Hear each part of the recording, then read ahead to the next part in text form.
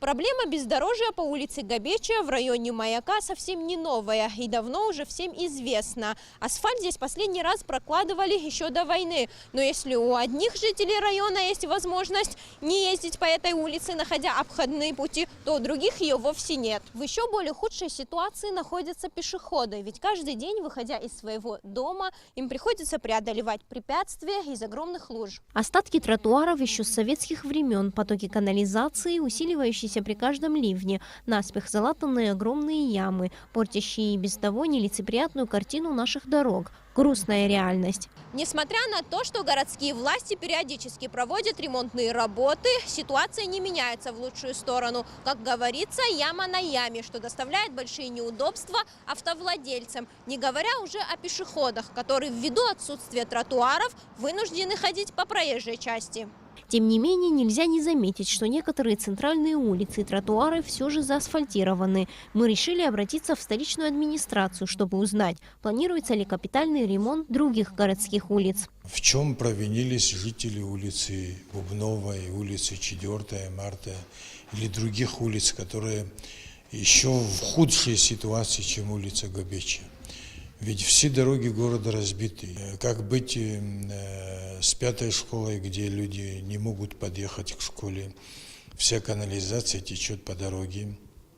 И мы сейчас делаем канализацию 800 метров. Это только одна канализация обходится 7 миллионов, а вместе с асфальтом 15 миллионов. То есть, когда у тебя мало средств, всего 50 миллионов на руках, и мы здесь начинаем взвешивать, что первостепенно, что второстепенно. Город не может выделить деньги на асфальтирование, мы можем изыскивать деньги только на ремонт каких-то локальных мест. Дело в том, что город живет на самофинансировании, все деньги уходят на текущие расходы. И в связи с этим я хотел бы попросить горожан набраться терпения. Если каждый будет перекрывать улицы, это мы на что будем похожи? Это нельзя такие вещи делать.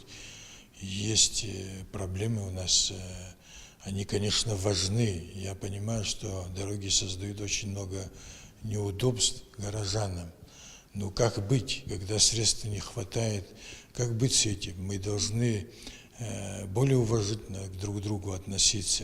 Вместе с тем, дорожные работы, которые проводятся в других районах страны, в основном в Гудаутском и Гагарском, выполняются за счет российской инвестиционной программы, а в столице в ее рамках будут восстанавливать 2 улицы. В городе Сухум планируется завершить в этом году 2 улицы. Это улица Адыгейская и улица Имама Шамиля.